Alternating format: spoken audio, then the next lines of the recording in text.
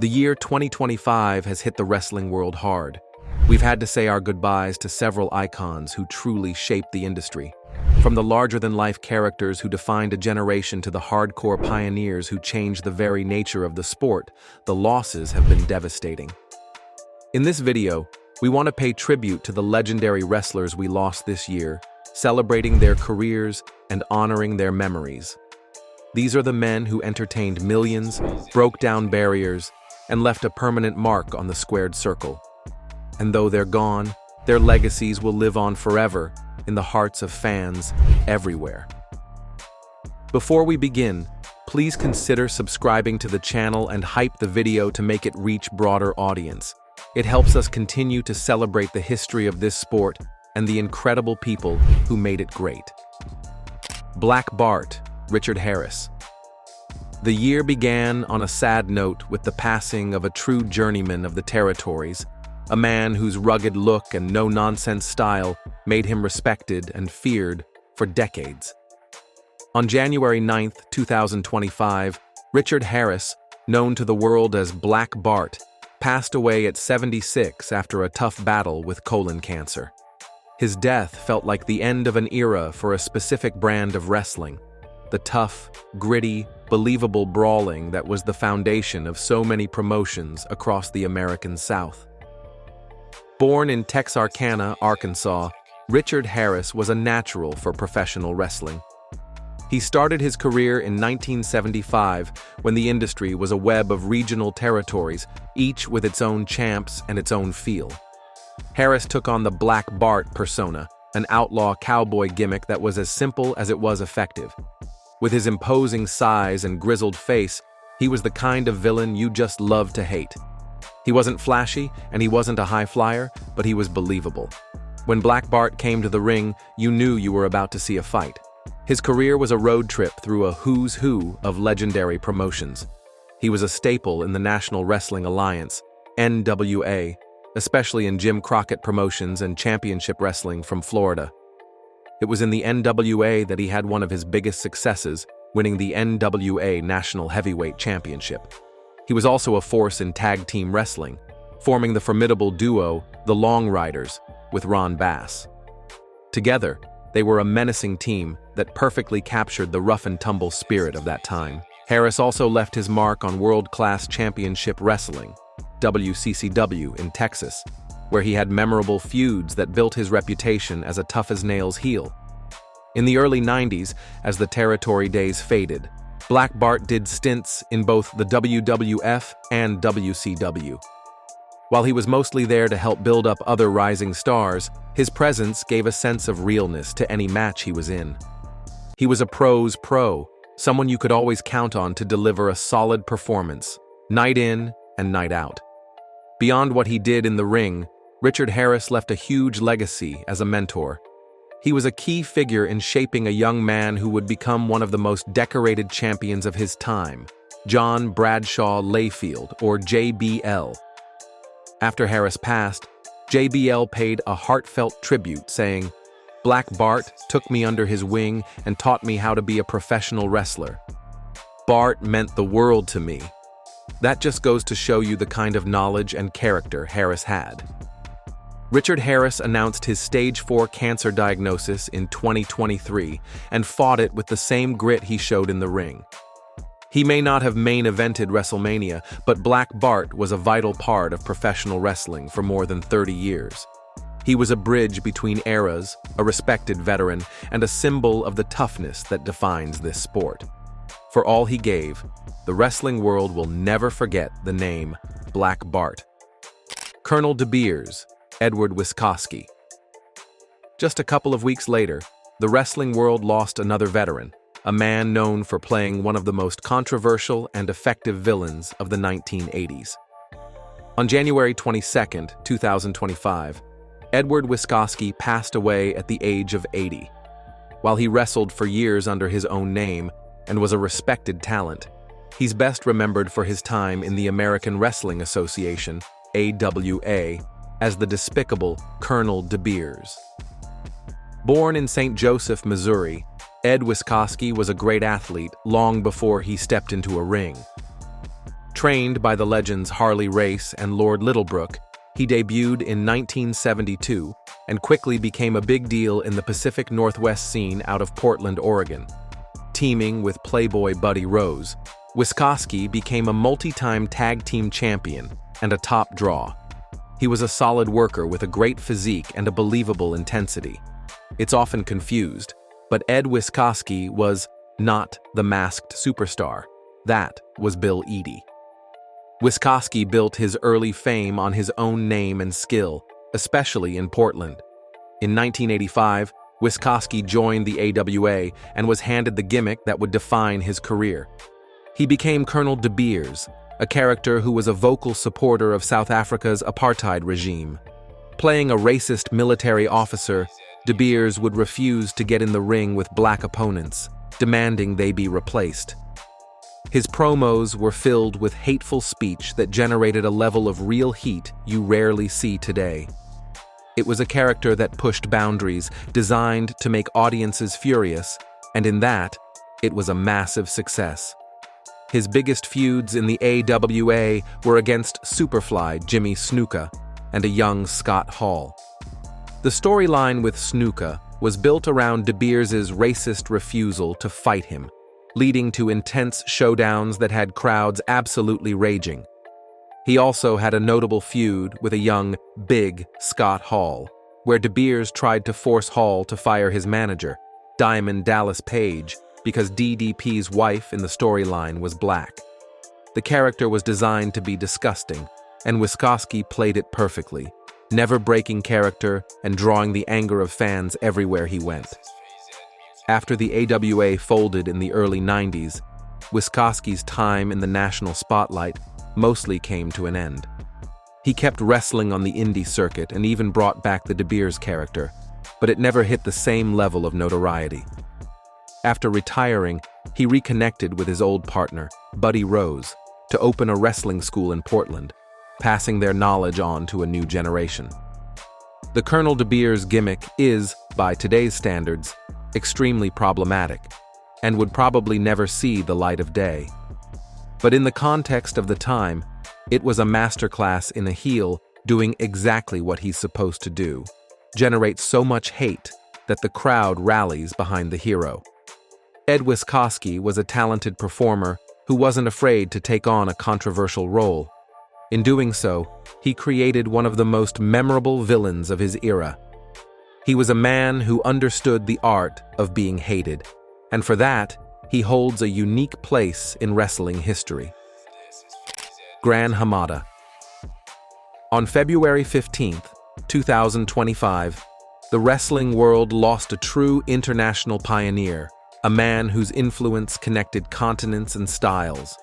Hiroaki Hamada, known everywhere as Gran Hamada, passed away at the age of 74. His death was felt not just in his home country of Japan, but also in Mexico, where he became a beloved star, and by fans all over the world who loved the lucharesu style he helped invent. Hamada's journey started in 1972 as one of the very first trainees in the New Japan Pro Wrestling Dojo, in the same class as legends like Tatsumi Fujinami. At first, he was nicknamed Little Hamada because of his smaller size, but he was a gifted technician from day one. His career really took off in 1975 when he went on an excursion to Mexico. There, he dove headfirst into the world of lucha libre, soaking up its fast-paced, high-flying style. He dropped the little from his name and became Gran Hamada, a name that fit his immense talent and charisma. What made Gran Hamada so special was how he could seamlessly blend the hard-hitting, strong style of Japanese wrestling with the acrobatic art of lucha libre. He was a trailblazer in creating this hybrid style that would later be called lucharesu. This innovative approach became the blueprint for modern junior heavyweight wrestling. He was a sensation in Mexico, working for huge promotions like CMLL and UWA, and winning titles left and right, including the prestigious UWA World Light Heavyweight Championship. In the early 90s, Hamada brought his vision back to Japan and founded his own promotion, Universal Pro Wrestling, later known as Universal Lucha Libre. This was one of the first Japanese promotions built entirely around the lucha-resu style, giving a platform to a new generation of smaller, more athletic wrestlers. His promotion had a huge influence on future companies like Michinoku Pro, which was founded by his protege, the great Sasuke. The ripple effect of his work was massive, influencing countless wrestlers like Jushin Thunder Liger and Ultimo Dragon, who would go on to define the cruiserweight revolution in the US in the mid-90s. Hamada also had a brief but interesting history with the WWF. Through a short-lived partnership with his Universal promotion, Hamada and Perro Aguayo were recognized as the first and only WWF Intercontinental Tag Team Champions, a unique piece of trivia for fans. He'd also returned to New Japan in the 90s, competing in the Best of the Super Juniors tournament and putting on classic matches against guys like Jushin Thunder Liger. Gran Hamada was more than a wrestler. He was a visionary and an ambassador for the sport. He opened doors and broke down stylistic walls, proving that talent and innovation aren't limited by size or nationality. His legacy lives on not only through his incredible matches, but also through his daughters, Xochitl and Ayako Hamada, who both became successful wrestlers themselves. The high-flying, fast-paced action that fans love today owes a huge debt to the little giant from Japan, who dared to mix two wrestling cultures into something new and exciting. Broderick Shepherd, Australian suicide. The wrestling world was hit with a truly tragic blow with the news of a young star taken far, far too soon. On March 6, 2025, Broderick Shepherd, known to fans in Mexico and across the globe as Australian Suicide, passed away at just 32 years old. His death was a shocking loss of a vibrant and gifted performer who was right in the middle of his prime. Born in Melbourne, Australia, Shepherd started his wrestling journey as a teenager in 2008, first wrestling as Ryan Rollins on the Australian independent scene. He sharpened his skills in promotions like Melbourne City Wrestling before deciding to take his career to the next level. He traveled to Canada to train with the highly respected Lance Storm, refining his skills even more before making the life-changing move to Mexico in 2013. It was in Lucha Libre, ALA Worldwide, that he was reborn as Australian Suicide. The gimmick was a daredevil foreigner who had come to Mexico to prove he could hang in their high-flying style. With a mask and a moveset that was breathtakingly risky, he quickly caught the imagination of the fans. His style was a wild mix of aerial moves, including a shooting star press off the ring apron to the floor, and he was willing to take unbelievable risks. He wasn't just an Australian playing a luchador, he fully embraced the culture and became a real star. That dedication paid off when he won the AAA World Cruiserweight Championship, a huge accomplishment for a foreign wrestler in one of Mexico's biggest promotions. He was known for his incredible athleticism and his unique look, which helped him stand out even in the colorful world of Lucha Libre. During his time in AAA, he was a consistent and thrilling part of their shows, always known for putting on exciting matches. In 2021, Shepherd got the chance to show his talents to a wider American audience with a few appearances for All Elite Wrestling, AEW. Wrestling on their Dark and Elevation shows, he gave fans a taste of the unique style he had perfected in Mexico. Though his time in AEW was short, it was a stage that showed off his world-class ability. According to reports, Shepherd had fallen and hit his head in the weeks before his death, but didn't seek medical attention. On March 5th, while with his family, he fainted and hit his head again, passing away from cardiac arrest the next day. He was married to fellow wrestler Vanilla Vargas, and they had a young child together. His passing is a devastating reminder of just how fragile life is. Broderick Shepherd was a young man with a world of talent, a husband, and a father, who left an unforgettable mark on Lucha Libre. His fearless style and dedication won't be forgotten. We're pausing for a moment to say thank you for watching. If these tributes are meaningful to you, please hit that like button to help more people see them. It makes a huge difference. Now, let's continue. Ciclón Ramirez. The month of March 2025 continued to be a sad one, especially for Lucha Libre, with the loss of another beloved legend. On March 4th, Celso Reyes Daza, the man known and loved as Ciclón Ramirez, passed away from a heart attack at the age of 64. A pillar of the Mexican wrestling scene for nearly 4 decades, Ramirez was a celebrated champion and a respected figure whose career was the embodiment of the spirit and tradition of Lucha Libre. Ciclón Ramirez started his career in 1985, right in the middle of a golden age for Lucha Libre. He quickly became a premier high flyer in Consejo Mundial de Lucha Libre, the world's oldest active wrestling promotion. With his agility, technical skill, and signature mask, he became a huge fan favorite. He was a master of the ropes, known for his speed and his ability to pull off complex aerial moves with grace and precision. Throughout his amazing career, Ramirez held several major titles. He was a former CMLL World Welterweight Champion, as well as a Mexican National Welterweight and Lightweight Champion. These championships sealed his status as one of the top lightweights and welterweights of his time. He was a constant presence in CMLL for years, but also wrestled for other major Mexican promotions like AA and IWRG, showing his talents all across the Lucha Libre landscape. While he was a star in his own right, Ciclón Ramirez was also part of a larger wrestling family. His son is following in his footsteps as Ciclón Ramirez Jr., who is currently active on the Mexican independent scene.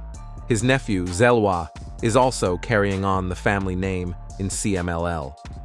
This continuation of his legacy really speaks to the deep family roots that are such a core part of Lucha Libre culture. His final match was in August of 2024, ending a remarkable career that spanned almost 40 years. According to reports, Ramirez had been dealing with health issues for some time, including hypertension and diabetes. His passing was felt deeply throughout the Mexican wrestling community, with tributes pouring in from fans, fellow wrestlers, and promotions. Ciclón Ramirez represented a classic era of Lucha Libre. He was a gifted athlete, a respected champion, and a man who dedicated his life to his craft. His legacy will live on through the countless matches he entertained fans with and through the family members who now carry his name forward. Vince Steele. On March 16, 2025, the independent wrestling scene was rocked by a tragedy that happened in the most devastating way possible. Vince Steele, a beloved veteran of the New York and New Jersey indie circuit known as the Jurassic Juggernaut, passed away at the age of 39 after suffering a cardiac event during a match.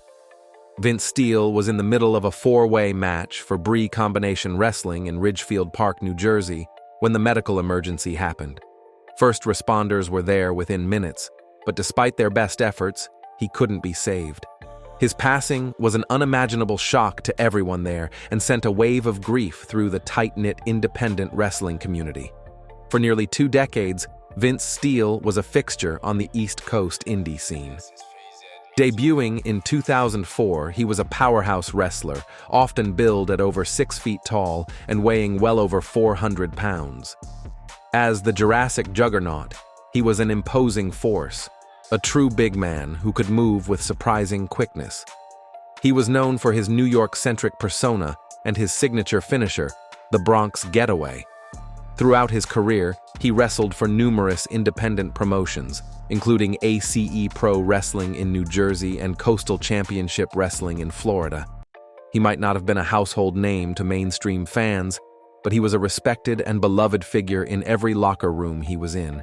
He was known for his passion, his dedication, and his larger-than-life presence that left a mark on everyone he worked with. After his death, tributes poured in from fellow wrestlers who shared their memories of him as a dedicated professional and a kind person. Wrestler Vincent Michaels described the day as the worst day of my career, adding, "Vince Steele gave everything to pro wrestling, and today he gave his life for it."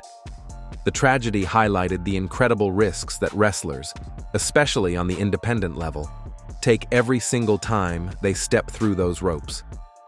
Vince Steele was a husband and a father to 3 children. He passed away doing what he loved, but the cost was immeasurable. His story is a heartbreaking reminder of the human being behind the spectacle of professional wrestling. He was a man who, for 20 years, dedicated his body and his life to entertaining fans in armories, high school gyms, and community centers. For his passion and his ultimate sacrifice, Vince Steele will be remembered as a true warrior of the independent circuit. Sabu. In May, the wrestling world lost one of its most fearless, innovative, and genuinely terrifying performers. On May 11, 2025, Terry Brunk, the man known everywhere as Sabu, passed away at the age of 60. The death of the homicidal, suicidal, genocidal, death-defying maniac marked the end of a career built on a reckless abandon and a creative disregard for personal safety that changed the industry forever. Trained by his legendary uncle, the Sheik, Sabu was bred for a world of wrestling that valued chaos and violence. While he had brief, early spots in WCW and WWF, it was in that renegade Philadelphia promotion, Extreme Championship Wrestling, that Sabu became a true legend. In ECW, under Paul Heyman, Sabu found the perfect stage for his unique brand of mayhem. He didn't need long promos. His scars and what he did in the ring told his story for him. Sabu was a pioneer of the hardcore style. He brought a high-flying, death-defying element to the brawling that was common back then. He was famous for using tables, chairs, and barbed wire in ways no one had ever imagined. His signature moves, like the Arabian facebuster and the triple jump moonsault, were breathtakingly athletic and incredibly dangerous. He would launch himself from chairs, through tables, and into the crowd with a wild spirit that both thrilled and horrified people. He was a two-time ECW World Heavyweight Champion and had legendary bloody feuds with guys like Taz, Rob Van Dam, and the Sandman. His matches weren't just wrestling contests, they were spectacles of destruction. He famously tore his bicep open on barbed wire during a match and, instead of stopping, just taped it up and kept wrestling. It was that level of commitment to his character and his craft that earned him the undying respect of the hardcore faithful. After ECW folded, Sabu continued to travel the world, including a memorable run in TNA. In 2006, he finally got a proper run in WWE as part of their revived ECW brand. He, along with other ECW originals, brought a taste of the old extreme style to a new generation of fans, leading to a memorable match at WrestleMania 23. He also made scattered appearances for other promotions in his later years, including a couple for AEW in 2023. Just shortly before his passing, at 60 years old, Sabu wrestled in his retirement match against Joey Janela. Even in his final match, he stayed true to his style, ending his career with the same insane energy that defined it. The cause of his death wasn't publicly disclosed. Sabu's body was a roadmap of his career, covered in scars that each told a story of sacrifice. He gave everything he had to professional wrestling, and his influence on the hardcore genre can't be overstated. He was a true one-of-a-kind performer, an artist of anarchy whose legacy will never be duplicated. Hulk Hogan. Then, on July 24, 2025, the wrestling world, and really, the entire landscape of pop culture, was shaken to its very core. Terry Bollea, the man who became a global icon as Hulk Hogan, passed away at the age of 71 after suffering a cardiac arrest at his home in Clearwater, Florida. The passing of Hulk Hogan was more than the loss of a wrestler. It was the end of an era. It was the silencing of the voice that defined professional wrestling for an entire generation. Hogan's story is the story of modern wrestling's explosion into the mainstream. Discovered by Vince McMahon Sr. in the late 70s, he had an early run in the WWF as a charismatic villain, but it was when he came back in 1983, under Vince McMahon Jr., that everything changed. On January 23, 1984, Hogan beat the Iron Sheik to become the WWF World Heavyweight Champion, and in that one moment, Hulkamania was born. For the next 10 years, Hulk Hogan was the undeniable face of wrestling. With his 24-inch pythons, his famous yellow and red gear, and his message to his Hulkamaniacs to train, say your prayers, and eat your vitamins, he became the ultimate superhero for millions of kids. He was a larger-than-life, all-American hero. He headlined the very first WrestleMania, and his epic showdown with Andre the Giant at WrestleMania 3, where he famously body-slammed the 500-pound behemoth, is maybe the single most iconic moment in the history of the sport. His first WWF Championship reign lasted an unbelievable 1,474 days. He was a 6-time WWF champion and a 2-time Royal Rumble winner. In 1994, in a move that sent shockwaves through the industry, Hogan signed with the competition, World Championship Wrestling, WCW. After continuing his hero persona at first, his career was reborn in 1996 when he did the unthinkable. At the Bash at the Beach pay-per-view, he turned his back on the fans, revealing himself as the third man in the New World Order, NWO, alongside Scott Hall and Kevin Nash. Rebranded as the villainous Hollywood Hogan, he became the biggest heel in the business, trading his red and yellow for black and white. That move was a huge factor in the Monday Night War, the most successful period in wrestling history. He would eventually return to his heroic roots and had one last, memorable run in WWE in the early 2000s, where he won the undisputed WWF Championship one more time. His match with The Rock at WrestleMania X8 is a masterclass in crowd control, a legendary passing of the torch between two icons.